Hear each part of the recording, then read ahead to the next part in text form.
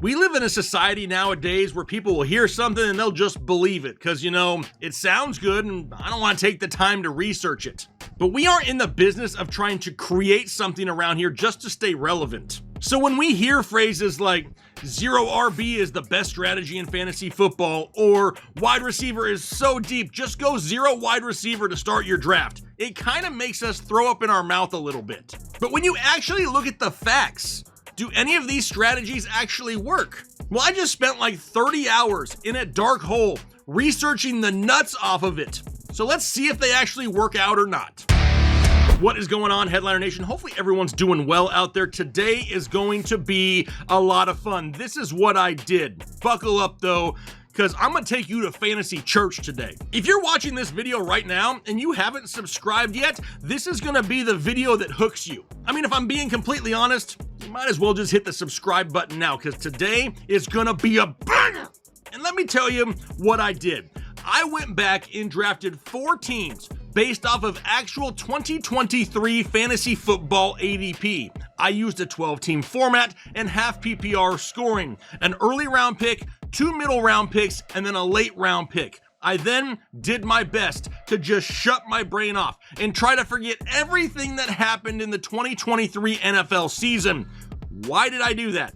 Duh, because I was supposed to be drafting a team for the 2023 season without knowing the outcome. I then drafted 8 rounds for 4 teams for each of the different draft strategies. I have a 0 RB team, a 0 wide receiver team, and then 2 balanced teams, which is basically a mixture of both teams. Now, in every instance, I drafted the same quarterback and the same tight end for each team.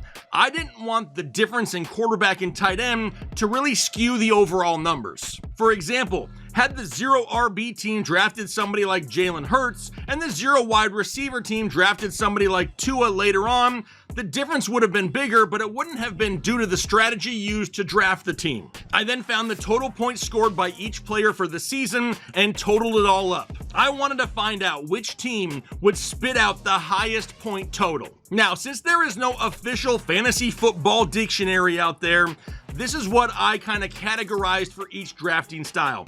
For 0 RB, I went 3 wide receivers, a tight end, and a quarterback before drafting my first running back in the 6th round. For 0 wide receiver, basically the exact same thing. I just didn't draft a wide receiver until the 6th round. But now it's time to go through some of the results.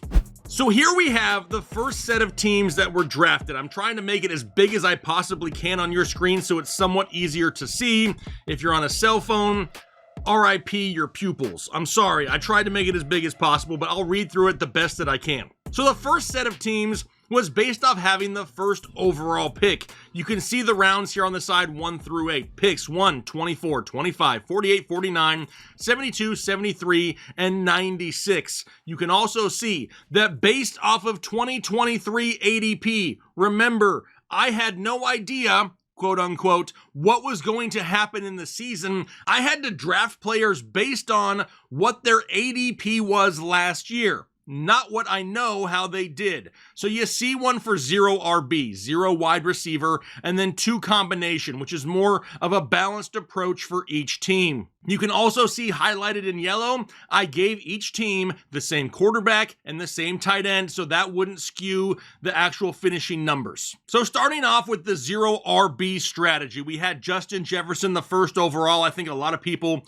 remember that. Then at the 2-3 turn went Chris Olave, Devontae Smith. Then at the 4-5 turn, this is where we had Trevor Lawrence and George Kittle. Then we go to the 6-7 turn, which is when we can finally start drafting running backs. We went David Montgomery and Isaiah Pacheco, and then the 8th round finished it up with Brian Robinson Jr. of the Washington Commandos. How about the 0 wide receiver team? Christian McCaffrey, first off the board, no surprise there. Then in the 2-3 turn, we followed up with Travis Etienne and Najee Harris in the 3rd. The 4th and 5th, once again, Trevor Lawrence, George Kittle. How about the 6-7 turn? This is where you can start taking wide receivers and where we could find Michael Pittman, Mike Evans, and then the 8th round, Zay Flowers. But then as you can see, I also made a combination of each one of these teams, kind of going back and forth, a more balanced approach. And as I did that, it stood out very clear to me.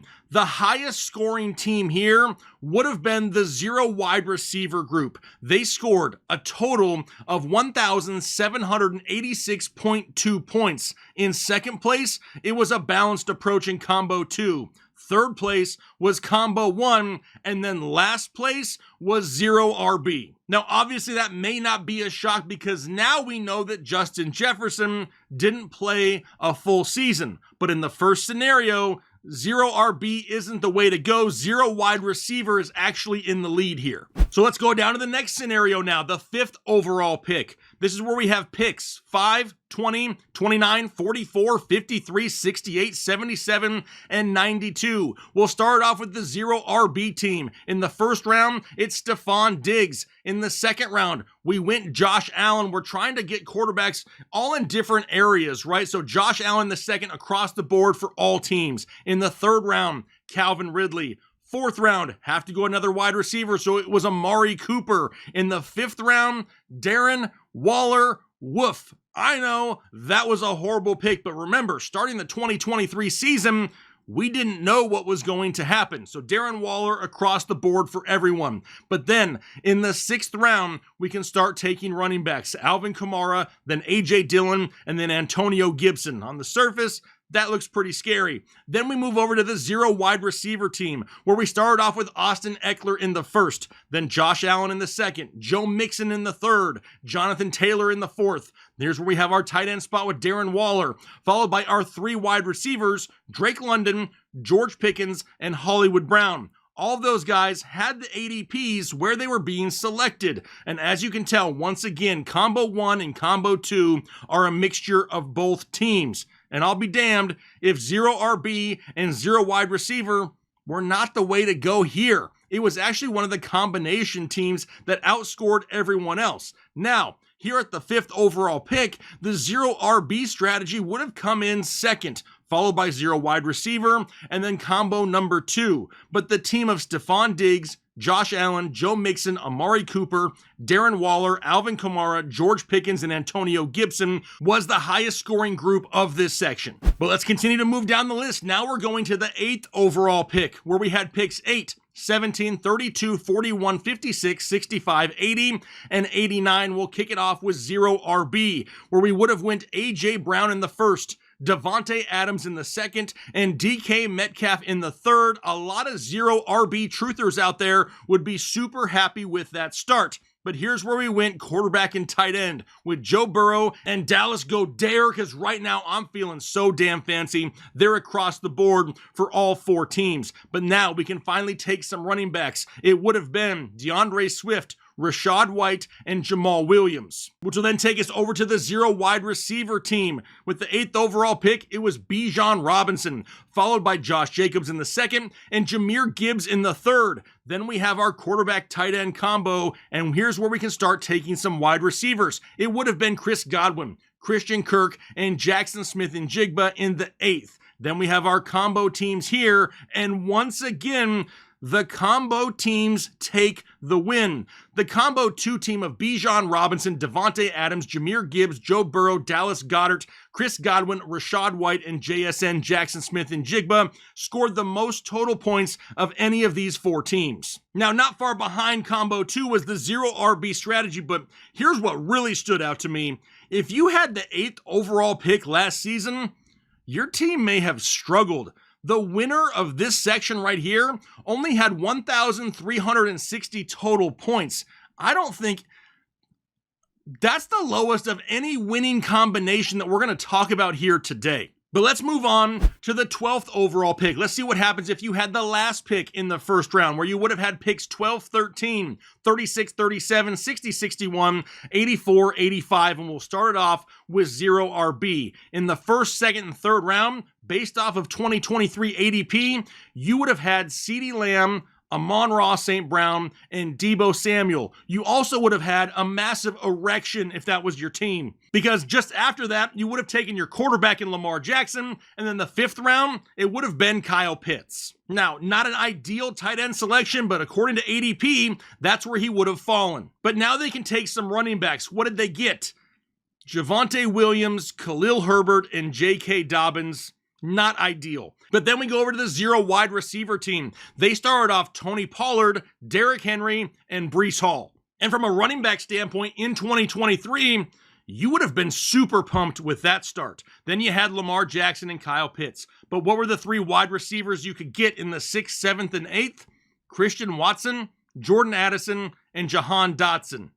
Not a whole lot to write home about. And then we have our combination teams, who once again had the highest scoring team here in this section. The combo 1 team of CeeDee Lamb, Derrick Henry, Deebo Samuel, Lamar Jackson, Kyle Pitts, Javonte Williams, Jordan Addison, and J.K. Dobbins had a total of 1,494 points, which was almost 50 points higher than the second place finisher 0 RB. So all right, now we've seen the information. What can we take away from it? Well, one of the first things I noticed is that not one time did 0 RB have the highest scoring option, despite being talked up the most in this industry. There's a myth out there that yearly you can find mid-round running backs that are just going to carry your fantasy football team, and that is absolutely a myth. It's just not true. 75% of the time, the balanced approach was what the best option was. Only 5 running backs drafted after the 5th round actually helped or carried your fantasy football team. They were Alvin Kamara, Rachaad White, David Montgomery, Isaiah Pacheco, and Raheem Mostert. But look at what their ADP is. Some of these guys had the same round ADP, which is greatly going to minimize the chances of you getting multiple guys like that in the middle rounds. We had both Alvin Kamara and Rachaad White in the 6th, David Montgomery and Isaiah Pacheco in the 7th, and then Raheem Mostert in the 9th. For 0 RB to have worked for you, you would have had to have 3 of these guys, and Mostert would have been an absolute must-have. I mean, let's be honest, he was a league winner last year. That's why we had him as a sleeper in our draft guide. We saw the potential. Did we see 20-plus touchdowns? No, absolutely freaking not. Nobody did. But in that offense, the potential was going to be there. But I'm willing to guess that there were very, very few 0 RB teams out there that had the mixture of Kamara, Pacheco, and Mostert. Now, could it have happened? Sure. But the likelihood is not very likely. So what about wide receivers? Well, there were 8 wide receivers drafted after the 5th round that finished inside the top 24 wide receivers on the season. It was Michael Pittman, Mike Evans, George Pickens, Nico Collins, Puka Nacua, Jordan Addison, Rashee Rice, and Adam Thielen. And let's throw their ADP up to what it was in 2023. And the first thing I notice is only 2 of these guys had the same ADP round. We had Pittman in the 6th, Evans in the 7th, Pickens in the 7th, Nico in the 12th, Puka in the 16th, Jordan Addison in the 9th, Rashee Rice in the 14th, and Adam Thielen in the 13th. I also noticed that 5 of the guys on that list right there are players that we talked up on this channel last offseason, so I'm hoping a lot of you benefited last year from that. But you still had a chance to land 7 of these 8 guys, and none of them had to be an absolute must-grab for it to happen. Such a higher likelihood that you could have snagged multiple wide receivers of this group. And I'd be willing to bet that a lot of championship teams out there had names like this at their wide receiver spot at the end of the season. So in conclusion, let me say this.